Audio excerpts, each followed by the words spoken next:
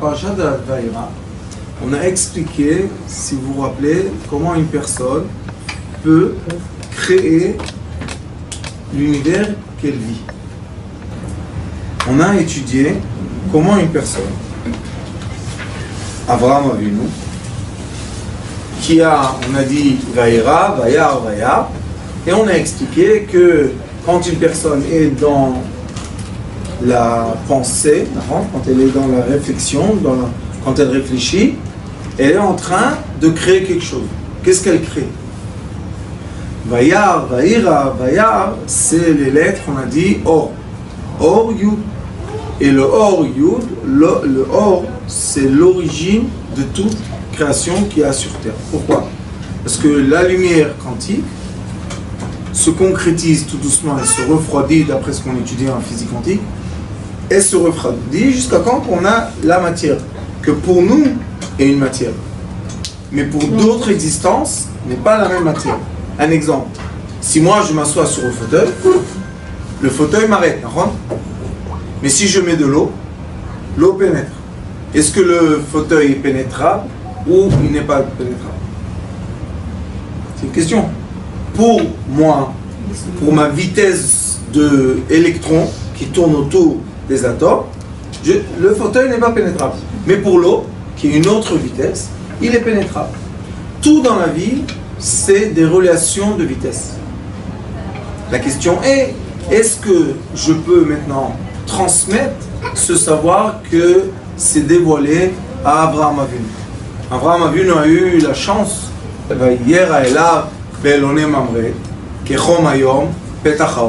a expliqué que d'après ce passouk-là, on voit que Abraham Avinu était dans une dimension de quoi? De réflexion, de lumière. Après, Abraham Avinu s'est réveillé de cette réflexion. Et maintenant, on a le côté droit, le côté gauche du cerveau qui font un aller-retour. C'est pour ça, Vayar, Vayar. C'est Patach et Shva, que c'est la Chokhmah et la rigueur. Et après, on a l'action de Abraham Avinu qui court vers les Malachim. Et là, on va voir dans la paracha de Chayei Sarah, l'élève de Abraham Avinu, qui était Eliezer, qui était le fils de Nimrod, que Nimrod était le roi du monde à l'époque, c'était comme l'empire romain, grec ou les États-Unis ou les Russes. Et le roi de l'empire de l'époque a dit à son fils Eliezer, mieux être l'esclave d'un maître que être le maître des esclaves. Pourquoi? Parce qu'il a fait le feu. Et il a dit à Abraham Avinu, je vais te brûler dans le feu. Quand est-ce qu'il a dit ça? Quand Abraham Avinu a dit à Nimrod, toi tu dis à tout le monde que c'est toi le maître de l'univers et c'est toi qui as créé tout. Vous savez, à ce point, Nimrod il était très fort. Alors qu'est-ce qu'il lui a dit à Abraham Avinu? Il lui a dit, si tu es tellement puissant, fais tomber la pluie. C'est toi le maître de l'univers. La pluie, c'est pas quelque chose de tellement difficile. Fais tomber la pluie. La réponse était qu'Abraham Avinu est insolent. Je vais vous donner un petit conseil dans la vie. Quand on étudie les sagesses, si quelqu'un, quand vous posez une question, il vous attaque, la réponse est l'attaque, sachez qu'il n'est pas arrivé au bout de la connaissance. C'est pour ça que, qu'est-ce qu'il a fait Nimrod? Il a dit, toi, insolent, tu as parlé mal au roi, tu vas être brûlé. Abraham lui a dit, celui qui fait descendre la pluie, c'est celui qui maîtrise le feu aussi. Aucun problème. Il a fait le feu, il est écrit 7 jours, il a juste brûlé le bois pour que ça soit tellement chaud. Et après Abraham a vu nous rentre dedans. Il est écrit qu'Akadosh Baruch Hu a envoyé des anges du ciel pour refroidir. Mais encore une fois, c'est quoi des anges? Des anges, c'est des vitesses de lumière. Alors Akadosh Baruch Hu a envoyé des vitesses de lumière, des lumières célestes, qui sont à l'envers de la vitesse du feu, et qui refroidit le feu tout simplement, puisque le feu c'est l'accélération des électrons, et le froid c'est ralentir des électrons. Alors qu'est-ce qu'on fait? Quand ça accélère de ce côté, on ralentit d'un autre, et on peut vivre. Qu'est-ce qu'il a fait son frère, le père de Lot? Lot, qu'est-ce qu'il a dit? Il a dit, si Abraham Avinu rentre dans le feu et se brûle pas, Abraham a raison. Mais si Abraham Avinu rentre dans le feu et il se brûle, Nimrod a raison. Qu'est-ce qu'il a eu? Il a eu un doute. Le doute, c'est l'ennemi de l'être humain qui veut vivre dans la pensée qui crée. C'est pas la spiritualité que Akadosh Baruch je t'aime. Non, maintenant on parle de quoi? De monter en haut pour créer le début d'un déroulement d'existence. Abraham Avinu, qu'est-ce qu'il a fait? Parashat Vaïra, il est monté en haut et il avait 3 désirs très forts. Le premier désir, sauver son beau-fils. Le deuxième désir était de guérir son corps.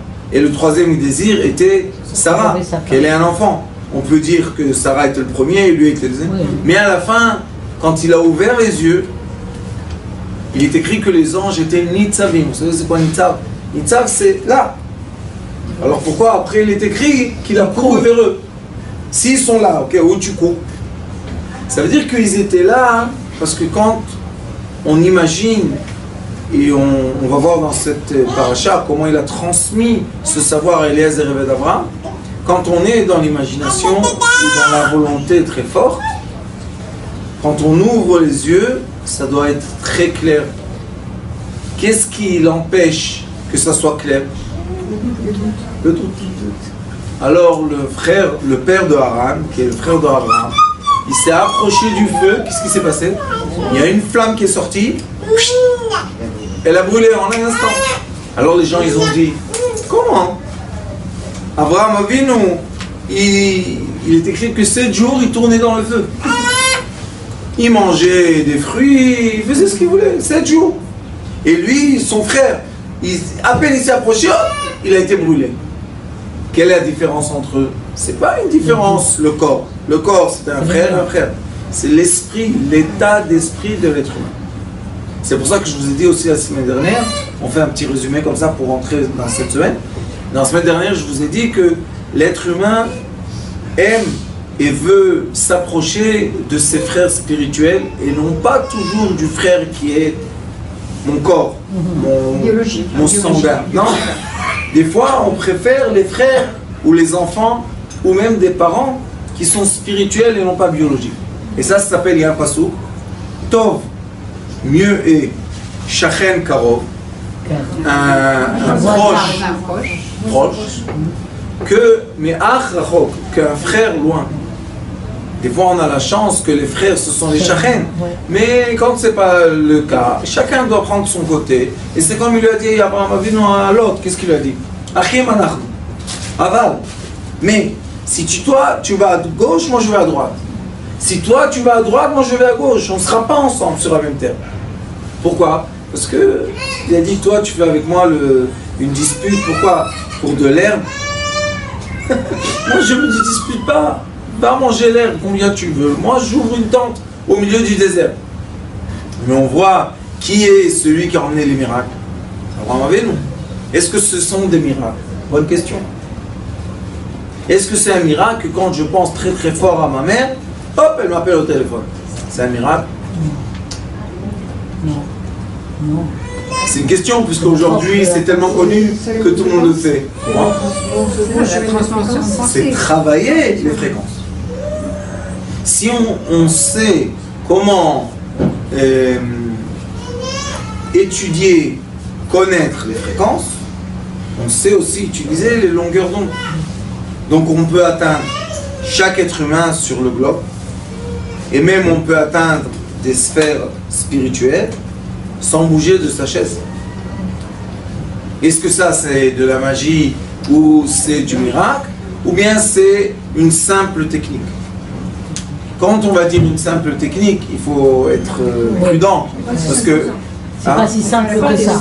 Pas si simple que ça. Mais d'un autre côté, quand on voit c'est quoi les conditions d'être comme ça, on voit que même le Eved d'Abraham, Eliezer, a réussi à le faire. Donc, Abraham était un bon maître qui a réussi à transmettre à son élève, son meilleur élève, la technique. On va voir. technique ou c'est la connaissance? Je vais vous montrer, c'est les trois. C'est le pouvoir, c'est la connaissance et c'est la technique. Le pouvoir, c'est la lumière, Or Yachar. La connaissance, c'est qu'est-ce qu'il y a entre la lumière et l'existence. Et la technique, c'est l'existence. On peut vraiment créer en visualisant. Quand on étudie l'Ari Akadosh, on sait que tout ce qu'on entend, tout ce qu'on sent ou tout ce qu'on dit, c'est des fréquences d'air. D'accord? Ce qu'on respire, c'est ce qu'on sent, ce qu'on parle, c'est ce qu'on goûte, et ce qu'on entend, c'est le liquide qui sort des oreilles. D'accord? Et après, seulement quand les lumières des yeux rencontrent cette réalité, ça devient une réalité. Mais si on ne rencontre pas les choses, c'est pas une réalité pour nous. Si quelqu'un a dit j'aimerais bien vivre dans une villa et il n'a jamais vécu dans cette villa, ça veut dire qu'il n'a jamais visualisé la volonté qu'il a dit. Alors visualiser, c'est la chose la plus importante. C'est pour ça que tous les mots dans la Torah qui parlent de créer une réalité avec la pensée, c'est toujours des combinaisons de Aleph, Yud, Vav, Resh. Toujours. C'est toujours Avir, Vayar, Vaïra, Ori. Toujours des combinaisons de Aleph, Yud, Resh, Vav. Toujours, ça se combine ensemble. Pourquoi? Parce que c'est les lettres de Avir. Avir, c'est l'oxygène. Et Yud, c'est l'atome. Il n'y a pas l'or aussi? Or. Mazavir. Or. Ah, ok. Or, chez les lumière. Et Yud, chez les atomes. Donc on a l'atome, le concret. Mais l'atome, on sait que sa valeur est d'après le nombre d'électrons qui tournent autour de lui. C'est quoi le nombre d'électrons? C'est la quantité de lumière. Puisque chaque électron représente quoi? Un photon. Donc nous avons le nombre de photons qui est représenté par le nombre d'électrons, qui est mesuré par le nombre de protons, qui est la masse de la matière. En effet, la masse de la matière tient de quoi? De la lumière qui contourne. D'accord? Alors, si on visualise tout de cette façon, on voit que la lumière est la plus importante. Mais l'être humain, il visualise beaucoup de degrés. Des fois, on rentre dans un esprit que la lumière est blanche et rien n'existe là-bas. Et dans ce silence que rien n'existe, comme dit le Rabbi Shimon bar Yochai B'Idrazouta, il dit Moach shakit v'shachich, que le cerveau est dans un silence constant. Qu'est-ce que je vois là-bas? Après, qu'est-ce qui se passe quand j'ouvre un peu mes yeux et j'essaie d'imaginer, je sais pas, un paysage, une personne, quelque chose, mais les yeux fermés encore. Et des fois, j'ouvre les yeux et je rêve encore. Vous savez, on peut visualiser avec les yeux ouverts et on rêve, on dort. On est à moitié dormi. Et après, quand j'ai ouvert les yeux, et maintenant vraiment je vois ce qui se passe autour de moi. Donc on voit, hein, même nous, on voit dans beaucoup de degrés de vue. C'est pour ça qu'il faut étudier tout cela. Après, les psukim, on étudie. Alors il dit comme ça, quand il rencontre Eliezer d'Abraham, il rencontre le frère. Il dit, qui tu es, qu'est-ce qui s'est passé, pourquoi tu es là? Alors il commence à expliquer. d'Abraham, Anochi, je suis l'esclave ou le serviteur d'Abraham. Qui est Abraham? Abraham est le beau-frère de Bethuel. Il dit, V'Hashem berach et Adoni me'od, v'yigdal ve'yiten lo tzon u'bakar ve'kesef ve'zahav v'avadim u'shfachot gmalim v'chamorim. Il lui dit, mon maître a tout ce qu'il faut dans ce monde matériel. Et sa femme, Vatelet Sarah, Eshet Adoni, Ben Adoni. Quand il était vieux, après à 100 ans, il a reçu un garçon. Et mon maître, celui qui a ce garçon qui a 37 ans, et à ce moment-là, il avait plus que 37 ans, Yitzhak, il dit, tu ne peux pas prendre à mon fils une fille qui est de Canaan, qui est Eretz Israël, Asher Anochi Yoshev Be'artzo, Imlo, el beit avit elech. Va dans la maison de mon père. El mishparti, la karatisha levni. Qu'est-ce qu'il demande? Abraham il dit, oui, c'est vrai que je suis prêt à vivre avec les gens de Eretz Canaan, mais pour me marier, je cherche le sang de mes parents. Mais Akadosh Baruch Hu lui a dit, Abraham, koum, lech lecha, me'artzecha, mimolatecha, mibet avicha. Il lui dit, quitte tes parents, quitte ta nature, quitte ton pays et va te restructurer.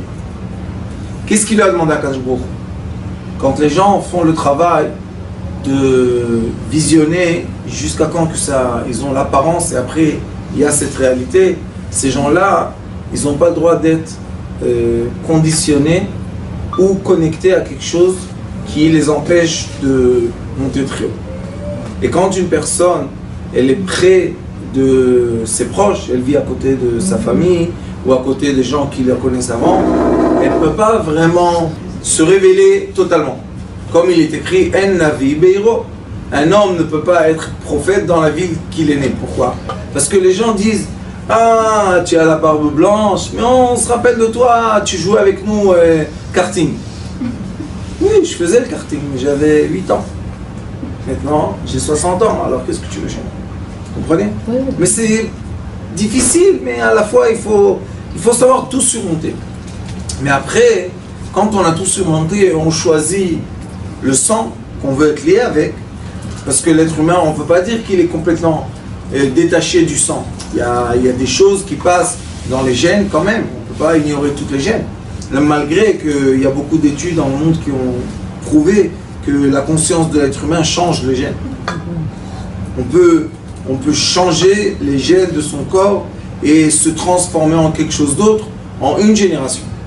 Et vous faites tout comme ça, oh c'est bizarre, c'est bizarre.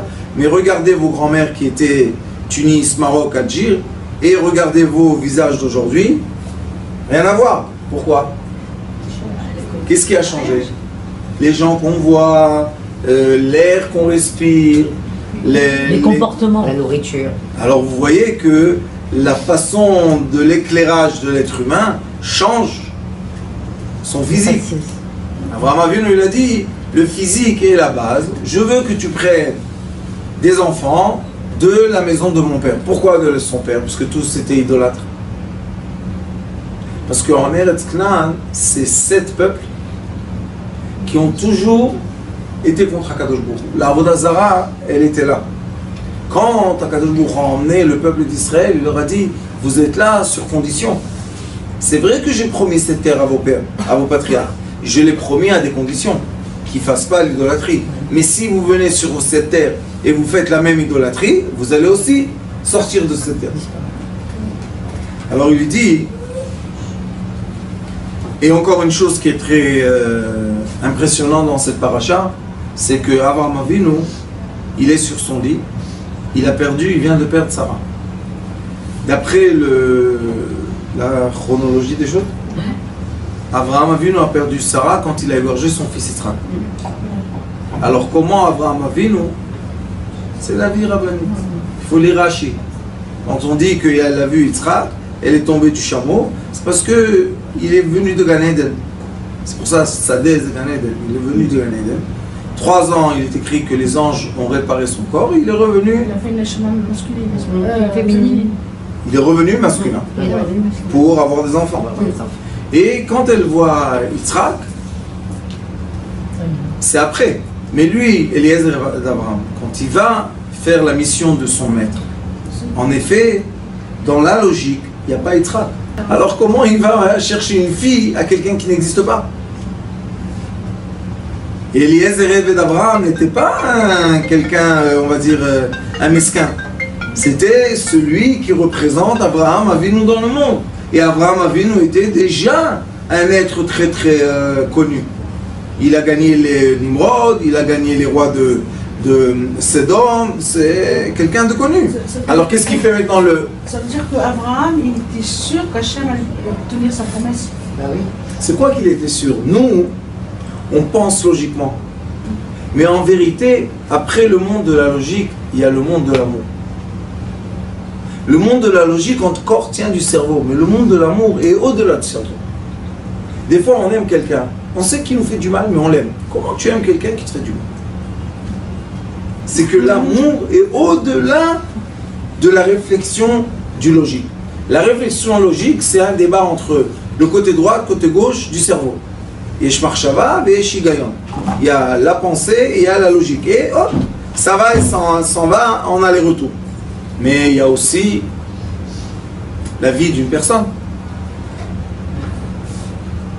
Alors comment on fait? Comment on choisit le bon chemin? Eliezer rêve d'Abraham. Abraham Avinu le fait jurer. Vous savez que c'est jurer, c'est interdit. Il le fait jurer. Il lui dit, regarde, la Brit Kodesh que j'ai reçue, Ishmaël et Yitzhak, sera témoin que Yitzhak vivra. Abraham, tu es tellement gentil. Tu es un peu âgé quand même. Peut-être... T'as pas pris aujourd'hui Clonex. Mais Abraham, il est sûr de ce qu'il dit. Hein. Prends les chameaux, fais ça, prends ça, c'est ça. Alors qu'est-ce qu'il fait Eliezer ben Abraham? Il dit, Abraham Avinu m'a enseigné quelque chose. Cette connaissance de projeter une réalité avec sa pensée, on va voir dans les psukim que Eliezer Abraham a fait exactement comme Abraham Avinu. Et il sort d'Abraham Avinu, il dit à Kadosh Baruch Hu, écoute, on va faire entre nous un pacte. Erem, Aram Tzova, que c'est Aram Naharaim, que c'est l'endroit d'Abraham Avinu, que c'est Babylone, est loin de Eretz Israël, combien de temps? 2 semaines à pied. D'où on étudie ça? Quand on fait Morid Atal, Shiva Ruach Morid Ageshem, et après on fait Barech Alenu. Pourquoi on prend 2 semaines? Que le dernier des gens qui vont à pied jusqu'à Babylone soit arrivé à leur maison. Et on attend. Pourquoi? Parce que Akadosh Baruch Hu dit que les gens qui sont en route, leur prière est acceptée plus que les gens qui sont dans la maison. Ovrei drachim, tfilat ovrei drachim. Ceux qui sont en route, c'est pour ça des fois quand on est dans l'avion 5 heures, on a le temps de demander des choses et on descend de l'avion et hop, tout s'arrange. C'est bien des fois de prendre l'avion. Ça change les idées, ça change les anges. Des fois il faut faire ça, même avec Yaakov Avinu. Quand il est parti de Lavan, il est venu en Eretz Israël, il est écrit que les anges ont changé. Et après il est descendu en Égypte, il a dit si la Shrina ne descend pas avec moi, je ne descends pas en Égypte. Alors c'est la Shrina est descendue avec lui. On voit qu'on doit être accompagné de quelque chose. Alors Abraham Avinu dit à son esclave Eliezer, va là-bas, 2 semaines de route. Et 2 semaines de retour, ça fait 1 mois et quelques. Mais Abraham Avinu est en train de mourir. Quel mois? Qu'est-ce qu'il dit Eliezer? Il dit à Kadosh Baruch Hu, si aujourd'hui, je sors de chez Abraham, et aujourd'hui, je suis là-bas, et aujourd'hui, je suis sur le puits, c'était pas un puits, c'était un fleuve. Je suis sur un fleuve, et aujourd'hui, je vais rencontrer la petite fille, et aujourd'hui, je vais la voir, je suis prêt à faire tout ça. Mais c'est aujourd'hui, j'arrive pas là-bas. Et aujourd'hui, je rencontre pas exactement cette fille. Et il a fait des conditions. Il a dit pas une fille seulement qui va me donner à boire, mais une fille qui va avoir la force de donner à boire à tous mes chameaux. Pourquoi il a dit les chameaux? Parce que les chameaux, l'âne, le chameau et encore un, je me rappelle plus c'est qui, représentent la Avodah Zara. Et qu'est-ce qu'il a dit Eliezer ben Abraham? La mère du petit-fils de Abraham Avinu, le petit-fils doit être généreux comme Abraham Avinu. Et la générosité d'Abraham Avinu était d'accepter tout le monde dans sa tente. Ça veut dire de l'être humain jusqu'aux chameaux, jusqu'aux animaux. C'était Abraham Avinu. Alors il a dit, cette fille-là, elle doit avoir la générosité et l'accueil des invités en elle. Vous imaginez combien de conditions? Et toutes les conditions sur nature. Il n'a rien demandé de naturel. Nous, quand on y pense logiquement, qu'est-ce qu'on dit? Un échec d'avance, il demande une chose pas naturelle, disons, mais 10 choses d'affilée pas naturelles. Et qu'est-ce qu'il a demandé en plus? Que tous les gens qui sont avec lui fassent le saut du chemin, ça s'appelle Kfitzat Haderech, et ça on appelle aujourd'hui la télétransportation. Les Yéménites, jusqu'à une dernière génération, ils savaient faire Kfitzat Haderech. Et je vais vous étonner, notre cher rabbin Rav Mazouz, il a chez lui un bâton, une canne, que sur la canne il y a écrit des noms, que les djerbiens sautaient comme ça, ils faisaient le saut du...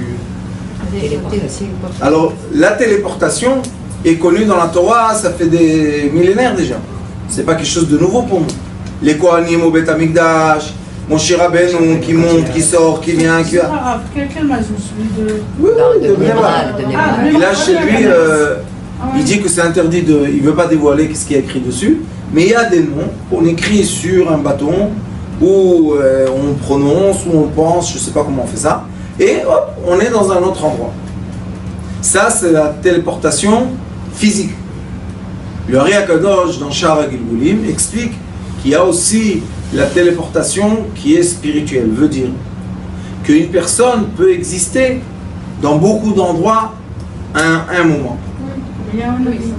Eliyahu Navi, il y a des tzadikim, le Rav Mordechai Eliyahu, il y a des preuves, des photos à Jérusalem qu'il était dans une Brit Mila, Sandak, dans deux endroits en même temps. À 11 h du matin, là il était photographié et là il était photographié. On lui a dit comment tu fais ça? Il a dit Sod Hashem les réa, laissez, ne rentrez pas dans ces dimensions. Mais on voit qu'il y a des gens qui ont des capacités. Quelle est cette capacité? C'est ça ce qui nous intéresse. On veut savoir comment étudier et comment enseigner. Est-ce que cette capacité est quelque chose qui est magnifique? Ça dépend. Où est la pensée de l'être humain? Quand un être humain comprend que sa réalité physique, c'est seulement un miroir de quoi? C'est seulement le miroir de sa pensée. Alors il y a encore un problème d'être à la fois ici et à la fois, dit le Ari HaKadosh, dans 1000 places. 1000. Et donc les Yéménites, ils étaient forts dans ça? Bon, dans tout, Mordechai, il marchait dans le champ, et on ne le voyait plus. Où il était? Il allait là-bas, il était là-bas. Tout le monde peut utiliser alors? Oui. Alors c'est quoi le but réel si tout le monde peut utiliser? Oh, maintenant la question est, est-ce que cette lumière qu'on utilise, est-ce que ça veut dire qu'on est dans un degré élevé, ou bien ça veut dire que nous sommes dans la connaissance très avancée de la nature? C'est ça notre question, parce que si quelqu'un fait à côté de nous certains miracles, et on est étonné. Vous savez qu'est-ce qu'il disait mon rab? La dernière des choses qu'il faut faire, c'est d'être étonné dans la vie. Parce que quand tu es étonné, hop, on te piège ton âme. Et maintenant, il y a quelqu'un qui prend le volant de la voiture et tu deviens un esclave. Alors Abraham Avinu, pour que Eliezer d'Abraham soit un vrai serviteur et qu'il ne soit pas étonné de lui, parce que s'il est étonné, il va être un esclave, ça ne sert à rien. Abraham Avinu voulait que les gens soient libres et croyants. Il ne voulait pas des esclaves. Alors Abraham Avinu a expliqué et a enseigné Eliezer d'Abraham comment faire ce miracle ou pratiquer le saut du chemin, pratiquer la réalisation des pensées d'un être humain. D'accord? Il y a 200 ans, quand Rabbi Chaim Ben Attar a montré au roi de l'Espagne que le curé fait des mitzvot avec sa femme, il lui a montré ça dans quoi? Sur un petit miroir. Et il lui a dit plus que ça. Nous aujourd'hui on ne sait pas faire ce qu'il a fait. Il lui a dit tire une balle dans le miroir et tue le curé. Il a tiré, le curé est mort. Rabbi Chaim Ben Attar, c'est une histoire connue, c'est écrit même en Espagne, dans les rois, c'est écrit dans les livres des rois. Et après, il est parti dans son pays, et Rabbi Chaim Ben Attar lui a dit au roi d'Espagne, il a dit, tu sais, quand tu vas arriver dans ton pays, tu verras qu'ils sont en train de juger les juifs, et dire que les juifs ont tué le curé. Mais toi, hein, tu as vu qu'il a tué. Alors appelle-moi, et je viendrai dans le jugement. Il dit, comment je vais t'appeler? Toi, tu es au Maroc, moi je suis... Il dit, appelle-moi, je viendrai. Il a appelé Rabbi Chaim Batar, il était en train de rentrer. Qu'est-ce qu'il n'a pas fait le saut du... Et Baal Shem Tov, il n'a pas fait le saut avec son... Il rentrait dans la forêt, il sortait dans une ville. Il rentrait dans la forêt, il sortait dans un pays. Qu'est-ce que c'est cette forêt? C'est le tunnel de tout le monde? Oui. Alors, qu'est-ce qui s'est passé? Rabbi Chaim Ben Attar, il dit au roi de... Oui, vous savez qui a tué le curé? Je vais vous dire qui. Il a dit un nom sacré, le curé est sorti de la terre. Wow. Il a dit, viens ici toi. Dis, qu'est-ce que tu as fait? Maintenant, il est mort, il est obligé de dire. Il dit, oui, j'étais avec là et j'ai reçu une balle par derrière. Alors le roi, il a dit, vous avez vu, c'est quoi le sage des Juifs? Comment il sait les secrets? Rabbi Chaim Ben Attar, il a dit un mot, le curé il est rentré dans la terre. Khalasna. Alors les gens, qu'est-ce qu'ils disent? Mais c'est des histoires, ça n'a jamais existé. Maintenant, on a un iPhone. Avec WhatsApp, ou je ne sais pas comment ça s'appelle, il y a plein de technologies. Est-ce que je peux voir maintenant une famille en France? Oui, bien sûr. Bien sûr. Alors, est-ce que Rabbi Chaim Ben Attar, il a fait quelque chose de magique? À l'époque. Jusqu'à quand on a eu la technologie, magique. Mais dès que la technologie est là, en place, c'est plus magique. Alors, c'est magique ou pas? Ça reste quand même magique. Maintenant, c'est à nous de quoi? De choisir si on croit ou si on ne croit pas. On peut croire. Utiliser. Non, c'est la connaissance. Oui, mais vous voyez que utiliser les forces comme Rabbi Chaim Ben Attar, il n'a pas utilisé des forces. Pour lui, c'était simple de le faire, puisqu'il a fait un roi Goy. Oui. C'est pas qu'il a fait le miracle à un juif. Il a dit au roi Goy, voilà, fais ça. Pourquoi? Pour sauver la communauté juive de l'Espagne, qui était déjà après l'acquisition, ça y est, ils ont souffert assez les juifs. Alors on voit que Rabbi Chaim Ben Attar a utilisé un savoir qu'aujourd'hui, 200 ans après, c'est une technologie à la main de tout le monde. Ça nous pose beaucoup de questions. Alors est-ce que Abraham Avinu, quand il a fait le miracle avec les trois anges qui ont sauvé Lot, son corps et le corps de Sarah et Menou, est-ce qu'il a réussi à transmettre? S'il a réussi à enseigner ça, c'est plus de la magie. C'est plus du miracle. C'est un enseignement.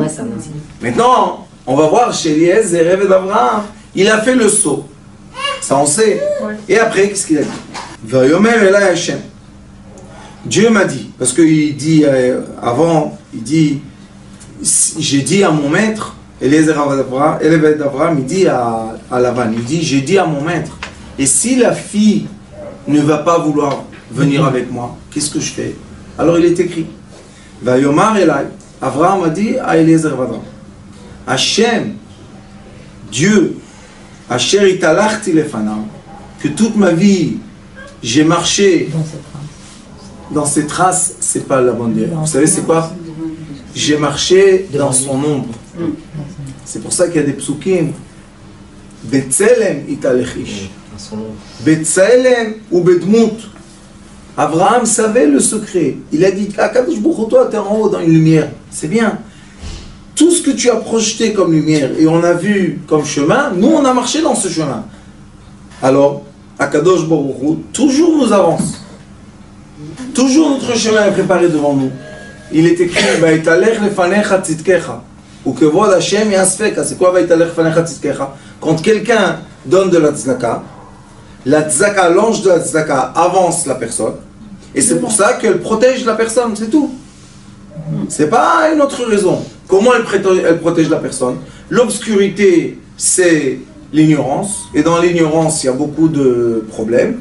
Et la lumière, c'est le savoir.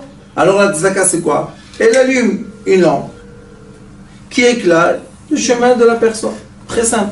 Le Zohar Kadosh dit que la tzedaka, c'est une lumière. Et chaque fois, même tu donnes un shekel. Tu donnes un shekel, il dit que la lumière de la tzedaka illumine le chemin de la personne 7 jours. Et tous les autres mitzvot, le moment. Alors, qu'est-ce qu'il dit? Ishlach malacho itach. Maintenant, on voit qu'il y a la prononciation d'Abraham qui dit, écoute, Dieu doit envoyer son ange avec toi et ta réussite sera grâce à qui? Grâce à toi ou grâce à l'ange? Grâce à l'ange. V'itzliach darkecha. Et cet ange-là va réussir ton chemin. Et tu prendras une fille à mon fils de la maison de mon père. Et avec ces conditions-là, tu seras propre de ma malédiction. Et si eux maintenant, ils vont pas vouloir donner la fille, parce que vous savez, il y avait l'histoire, on garde Rivka chez nous, est-ce qu'elle veut partir, est-ce qu'elle veut pas? Ils savaient ça, puisque ils savaient que Bethuel qui était, Lavan qui était. Mais malgré ça, il lui dit, Vaïtanaki. Ça veut dire que si eux ne suivent pas le miracle que tu as eu, ça va. Qu'est-ce que ça veut dire? Ça veut dire que beaucoup de fois dans la vie, en tant que thérapeute, ou en tant des gens en coaching, ou des gens qui conseillent leur jouma, on éclaire le chemin d'une personne. On montre à la personne, voilà, regarde, fais ça. Mais la personne retourne à la maison, et dans le chemin qu'elle retourne à la maison, elle a reçu des coups de fil, la banque, je sais pas quoi, elle a oublié toute cette conversation. Est-ce que nous, on est coupable de ça? Non. Et ça, c'est un grand problème de la position du thérapeute ou du tzaddik ou du coach ou de n'importe qui vis-à-vis de l'être qui est devant nous. Et là, dans les psukim, on voit qu'Avraham dit, toi, tu fais ton tafkid. Qu'est-ce qui va se passer après? Tu es propre. C'est comme une personne, on dit dans la parnassa. Toi, fais ton tafkid, pas travailler. Combien ça va ramener ce travail-là? 8 heures, on ne sait pas. Ah, pourquoi quand tu ne ramènes pas assez à ton idée, tu es contrarié de toi-même? Jamais de la vie. Des fois, tu donnes 8 heures, tu emmènes 10 000. Des fois, tu donnes 8 heures, tu emmènes 5 000. Et des fois, tu emmènes 20 000. Qu'est-ce que tu as fait? Rien du tout. Alors, est-ce que tu dois être coupable de toi-même? Non. Ça, c'est un grand enseignement pour les gens qui s'occupent des autres. Même des parents avec leurs enfants. Des fois, ils font tous les efforts possibles. Et l'enfant, il se débat, il fait toutes les bêtises du monde. Je dis pourquoi? Parce qu'on fait trop d'efforts. On veut remplacer Dieu. On veut remplacer les anges. Est-ce qu'on peut le faire? Non. Qu'est-ce que je dois faire? Lâcher prise, laisse les choses se dérouler. On ne sait pas pourquoi cet enfant se déchire de la famille et il va chercher ailleurs. Et on ne sait pas qu'est-ce qu'il va trouver là-bas. Et peut-être que là-bas, il va trouver une grande lumière, et il va revenir, il va faire un grand kavod. On ne sait rien du tout. Mais quand on insiste, peut-être on fait du mal.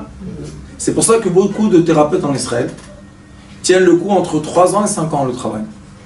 Pourquoi? Parce qu'ils veulent insister de recevoir le résultat. Mais le résultat ne tient pas seulement de ce que tu fais toi, il tient aussi de la personne qui y reçoit. Des fois, les gens sont tellement captifs, quand une fois on les voit, on leur parle, il n'y a plus de cancer, plus du tout, rien. Et on en a vu des comme ça. Et il y a des gens qui ont dit, pourquoi ça marche? Peut-être ça ne marche pas. Prouve-moi, montre-moi. Et ces gens-là ne guérissent pas. Alors qu'est-ce qu'ils disent? Ah, t'as vu le rap? Ah, il ne guérit pas vraiment le cancer. C'est mon problème. C'est ton problème. Que si tu jettes sur moi, vous comprenez? C'est pour ça qu'une des choses les plus importantes dans la vie, c'est positionner. Qu'est-ce qu'il fait Abraham Avinu avec Eliezer Abraham? Il le positionne de façon positive. Il lui dit, écoute, tu n'es pas victime du résultat. Non. Toi, tu es mon élève? Oui. Alors sache, mon élève n'est pas victime du résultat. Pourquoi? Parce que la lumière de Dieu t'avance. Laisse travailler, qu'est-ce que tu touches? Et après il dit, Ve'avo hayom elain, je suis arrivé au puits.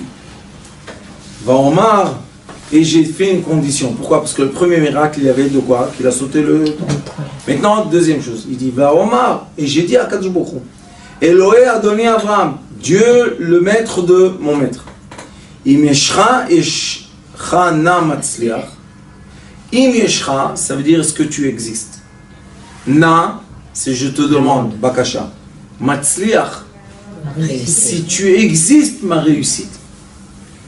Darki asher anochi olech alea. C'est quoi anochi olech al darki? Anochi olech bedarki. Je vais dans le chemin. Je vais sur le chemin. Là, il y a un très grand secret. Quel est le secret? Abraham Avinu a enseigné à Eliezer Abraham. Sache que la lumière de l'ange crée le chemin. Vous savez, Waze, il y a aujourd'hui Waze. Je peux vous expliquer ça avec Waze. Tu dis à Waze, Waze, qu'est-ce qu'il y a?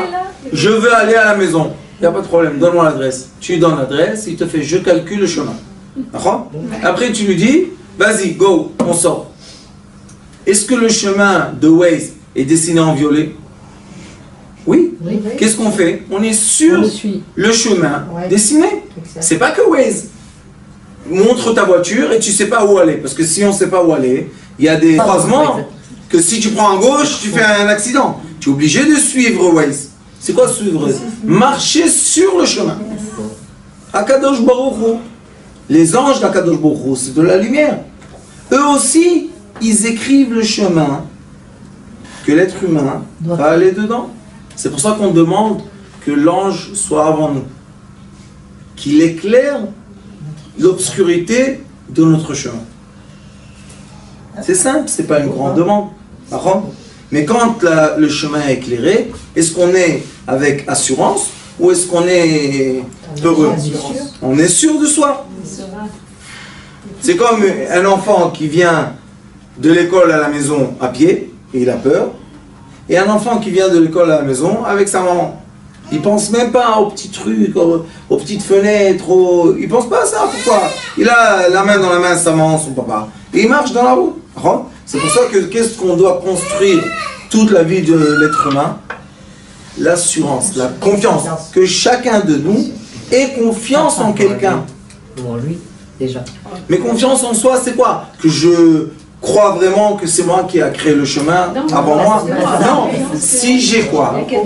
Si j'ai quelqu'un avant moi, non, même physique. Non, moi, par exemple, j'ai été étudié chez mon rab, le tzaddik. J'ai étudié avec le tzaddik, aucun doute, rien du tout, c'est lui qui faisait tout. Il n'y a pas de problème. Après, il est parti. Est-ce qu'il est parti?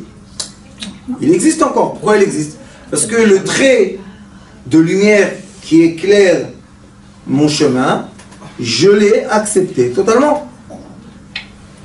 La même chose comme un enfant avec son père, ou avec sa mère, ou avec son frère, ou avec son oncle, ou avec les grands-parents. Ça fait rien comment ça s'appelle. Mais ce qu'il faut faire, c'est donner de la confiance.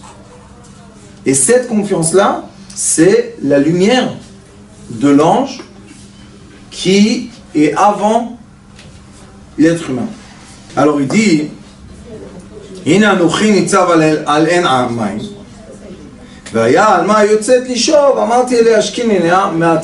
dit, il lui a raconté. Et la jeune fille qui va venir, je vais lui dire, donne-moi à boire un peu. Elle doit me dire, regardez les conditions comme ils sont compliquées.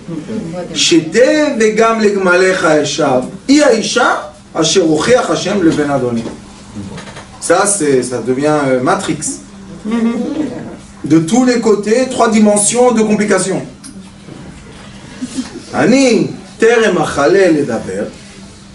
Et écoutez bien le mot qui dit, avant que je finisse de parler, El Libi, à mon cœur. Et ça, c'est un grand, grand secret. C'est des conditions ou c'est une prophétie? Condition. Il a dit, si c'est là et là et là et là, oui. Sinon, non. C'est quoi ça? Condition, prophétie? Condition. Condition. Vaomar, Hashem Eloké Avi. Je l'ai dit, Ata Eloké Hashamayim. Écoute, si ça marche comme ça, oui. Sinon, non. Pourquoi il le répète 2 fois? Non, là, il le raconte. Il le dit une fois, et après, quand il arrive là-bas... il raconte maintenant, il raconte l'histoire. Il lui re-raconte à nouveau. Il raconte le miracle. Pourquoi il raconte le miracle? Parce qu'il veut dire à Bethuel, écoute, cette fille, Rivka, a été choisie par le ciel et non pas par moi. C'est pour ça que je demande, est-ce que c'est une condition ou une prophétie? Non, Rabbanit, c'est une condition qu'il a fait avec Akadosh Baruch Hu. Mais comme la condition se réalisée, donc maintenant, quand je vais parler avec Lavan, je vais lui dire, écoute, c'est pas moi qui l'a pris et je l'ai mis l'or sur elle et tout, par force.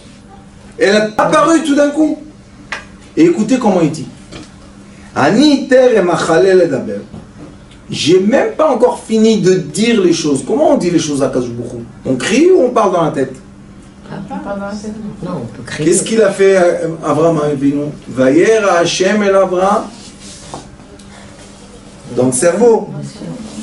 El libi. Ça veut dire quoi? J'ai demandé de mon cœur. Si on demande du cœur, ça veut dire que le cerveau est en silence. Parce que quand le cerveau est en bruit, le cœur n'a pas la parole. Enfin, il est en bas. Mais quand on arrive à calmer son cerveau, le cœur commence à parler. Et le cœur, c'est quoi? Vous savez, ça s'appelle Hevel. Hevel, c'est la buée. Comme le cœur est très chaud, les poumons refroidissent le cœur. L'air qui sort de notre gorge, c'est quoi? La buée. C'est la buée du cœur. Donc, quand on demande quelque chose, si le cerveau est plein de bruit, j'ai problème à la banque, j'ai problème avec mon frère, j'ai problème avec ma soeur, j'ai problème avec mon mari, j'ai problème avec... Est-ce que le cœur peut parler? Deuxième, très profond enseignement. Quoi? Quand tu veux entendre la vérité de quelqu'un, laisse-le parler un peu. Au début, il dit n'importe quoi. Pas à droite, à gauche. Et à un moment, quand tu lui permets d'être, il se calme et là sort ce qu'il veut vraiment dire. À Kadosh Baruch Hu, la même chose avec nous. Quand on parle du cerveau, à droite, à gauche, oui mon fils, parle pas. Et à un moment, on est tellement accepté et écouté que les choses sortent Du cœur. Quand les choses sont sorties du cœur, comme Abraham Avinu quand il était là-bas, à la sortie, à l'entrée de la tente, qu'est-ce qu'il faisait? Il demandait, puisque Dieu était avec lui. Dieu était avec lui. Comme là, il a dit, va Omar, Hachem, j'ai dit, Dieu parle avec moi. Oui, quand est-ce qu'il a parlé avec lui et ça s'est réalisé? Quand il a réussi à emmener la parole et la volonté au cœur. C'est quoi le cœur? Le cœur, c'est la partie inférieure du corps qui doit traverser les poumons pour partir par la gorge, pour sortir par la bouche. Mais le feu du cœur monte aussi au cerveau. Et qu'est-ce qu'il fait? Il donne au cerveau des messages. Quand le cerveau est calme, on peut savoir quels sont nos sentiments. Mais quand le cerveau est dans un bruit, on ne peut pas savoir quels sont les sentiments. Aujourd'hui, il y a une jeune fille qui est venue me voir. Je lui ai dit, je lui ai fait un petit poule. Je lui ai dit, est-ce que tu ressens un changement? Elle m'a dit, non, c'est la même chose. Je lui ai dit, comment ça peut être la même chose si je m'approche avec toi une polarité plus, moins à droite ou moins, plus à gauche? Comment tu peux? Regarde. J'ai dit, calme-toi. Hop, il y a eu un silence. Hop, on a mis la polarité. Tout de suite, elle a ressenti. Il m'a dit, pourquoi je n'ai pas ressenti tout à l'heure? J'ai dit, parce que tu vas à droite, à gauche, iPhone, mon copine, WhatsApp. C'est quoi cette génération? Les gens veulent parler de téléportation. Ils veulent parler d'arriver à la Lune. Ils veulent parler de je sais pas quoi, construire des immeubles 1000 mètres. Et ils sont harcelés par des informations. Comment on veut que les gens arrivent à des sommets? Comment? Et les gens qui sont dans les sommets, vous savez c'est qui? C'est les gens qui ont décidé d'eux-mêmes d'être libres d'attaque, de lumière. Parce qu'aujourd'hui, toutes les informations qu'on reçoit, c'est quoi? On nous fusille avec des lumières. C'est pas qu'on nous fusille avec des armes. On n'a plus besoin d'armes. L'agression. C'est l'agression de la panique. Ils peuvent aujourd'hui, avec la panique, envoyer un message WhatsApp que dans une ville en Israël, il y a eu un massacre de 50 personnes. Vous savez qu'est-ce qui va se passer? Les gens, tout le monde va être paralysé. La ville n'existe pas. Ils n'ont même pas essayé de voir si la ville existe. Et il n'y a pas eu un mort parce qu'il n'y a pas eu la ville. Alors, on paralyse un pays entier. Et en Amérique, vous savez qu'est-ce qui passe? C'est devenu de la drogue. C'est pire que la drogue. On prend quelqu'un l'iPhone, 1 heure, il se suicide. Vous rigolez? Vous savez ce que vous dites? C'est une catastrophe. Vous savez pourquoi? parce que vous ne vivez pas leur dimension. Mais pour eux, c'est la nature. C'est normal. Oui, C'est la nature. Ils sont nés avec. Alors maintenant, on va poser une question. Si nous on dit que l'iPhone c'est une catastrophe, ça veut dire qu'on dit que le miracle nous gêne. Parce qu'on ne sait pas vraiment vivre la vitesse du miracle. Mais les enfants qui naissent dans cette vitesse, pour eux c'est quoi le iPhone? C'est comme des lunettes. C'est comme... En 3D. c'est comme... C'est tout, c'est d'accord. Nous on dit, oh, sauvez la planète, qu'est-ce qui se passe? Il y a un iPhone sur la planète. Mais eux, bientôt iPhone il va leur dire, tu sais, tu as mal pensé maintenant. Nous on va dire, qu'est-ce que c'est ça? Ils rentrent dans notre privacy, qu'est-ce que c'est? Mais eux, ces enfants-là, ils vont être beaucoup plus propres que nous. Parce que nous, on sait mentir, sans que personne ne voit. Eux, ils ont un iPhone qui leur dit, hé, tu as menti. Oh, il va faire tout, des voix comme ça. Alors, qu'est-ce que ça va donner? Après 5 ans, je pense que même moins, 1 an, ça va nous donner une génération très morale. Grâce à qui? Grâce à un bout de fer et plastique. C'est bien ou mal? Non, c'est bien. C'est bien quand c'est bien. Ça dépend où on se positionne. Rabanit, question. Nous, avant, quand on était près de la grand-mère, et on était à côté d'elle, elle faisait la vaisselle, elle faisait le manger, et on était à côté d'elle dans la cuisine, parce qu'on était ennuyé, qu'est-ce qu'on avait à faire? On va dans la rue? Non.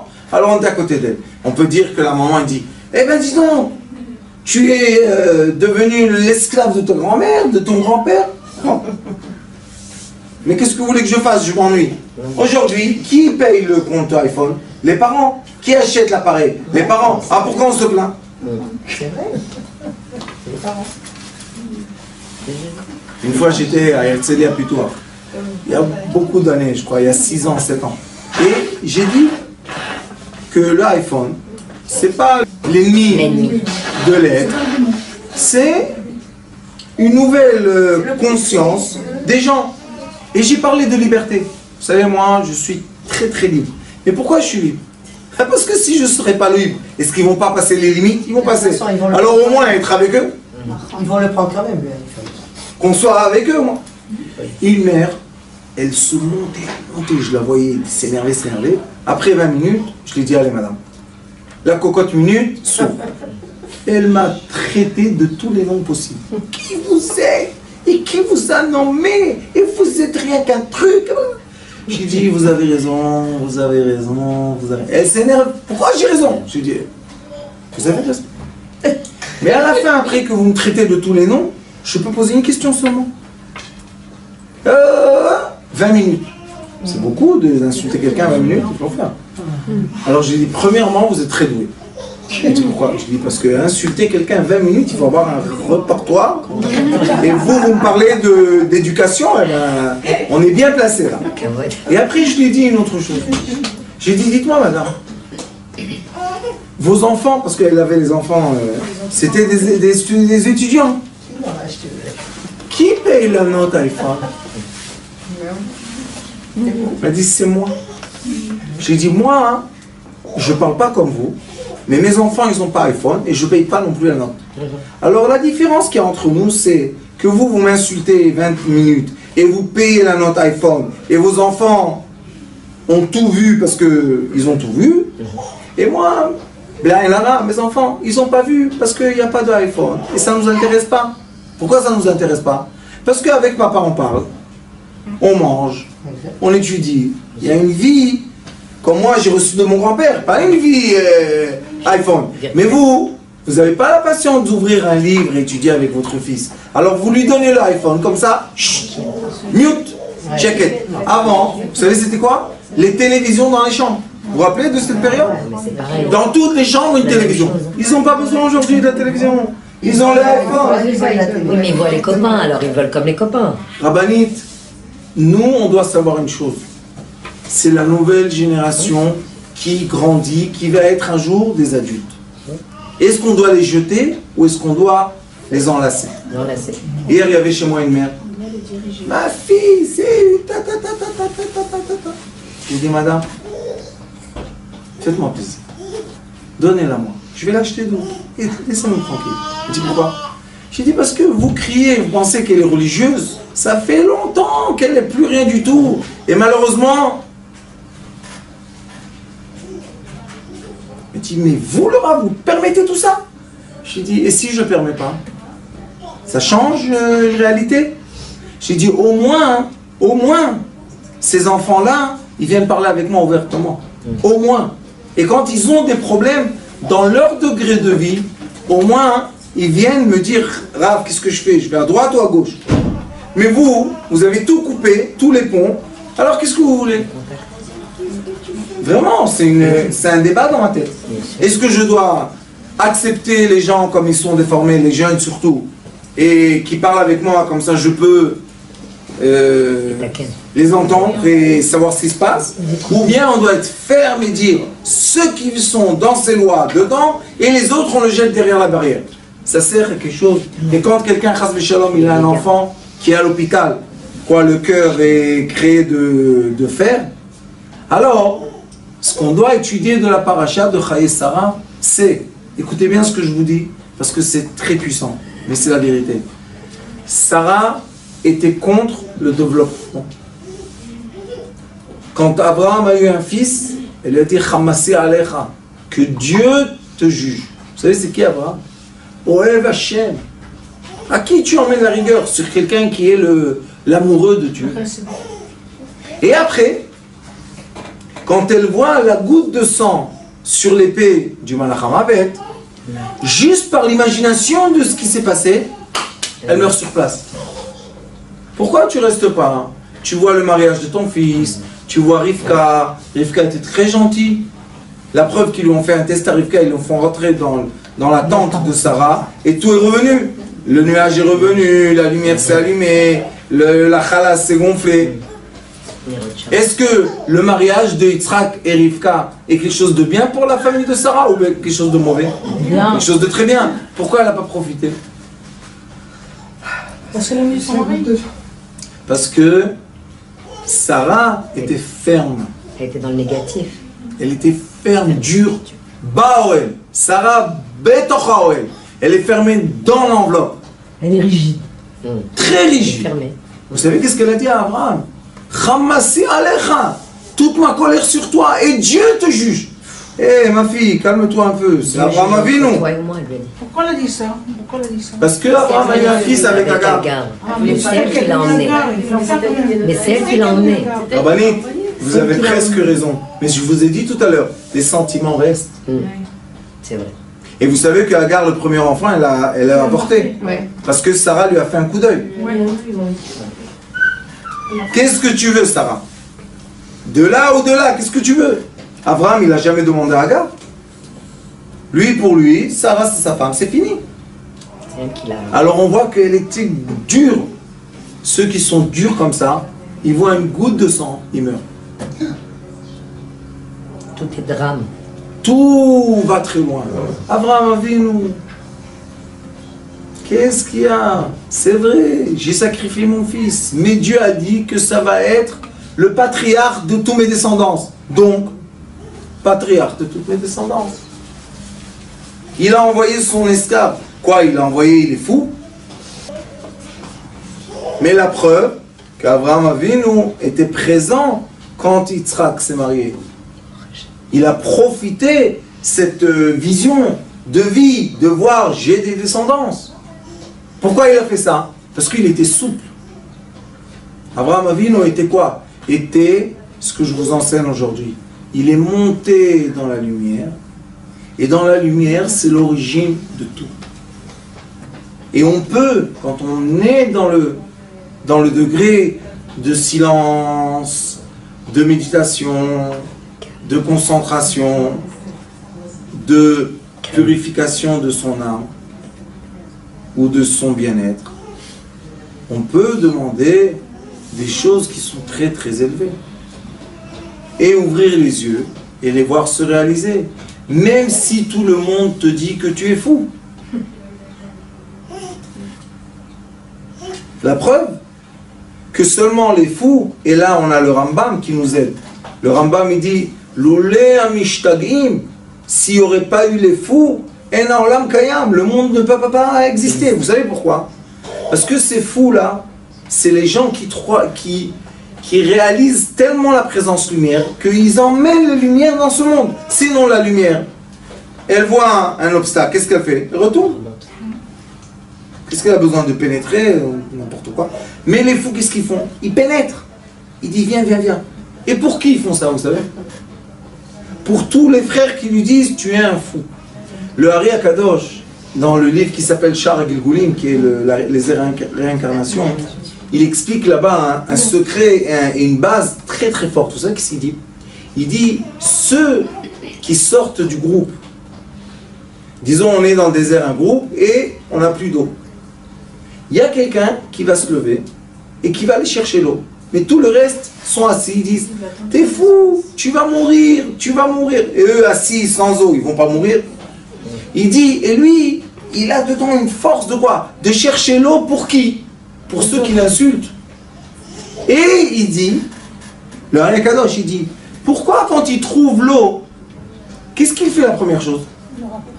Il appelle tout le monde à boire. Eh mon fils, ils t'ont appelé fou. Ils t'ont critiqué et ils t'ont souhaité que tu meurs. Et quand tu trouves l'eau, tu leur donnes gratuit, il dit au moins mets un chômeur et demande de l'argent, une pièce d'or pour chaque goutte d'eau. Il dit les neshamot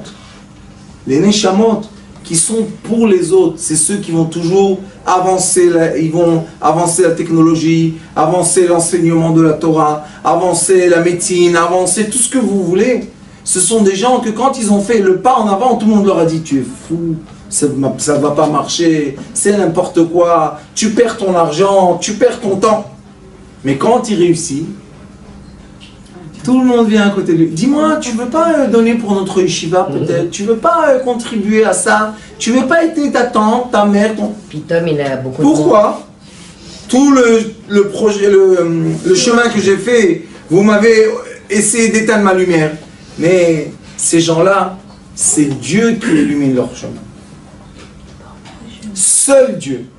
Seul. C'est pour ça que c'est des gens qui ont un courage qui est au-delà de la nature. Ce courage-là, c'est parce que ces gens-là, ils sont connectés à Kadosh Baruch Hu d'une façon complète. Alors ils ont l'ange d'Akadosh Baruch Hu qui va devant eux. Et cet ange-là, vous savez c'est qui? C'est eux en haut.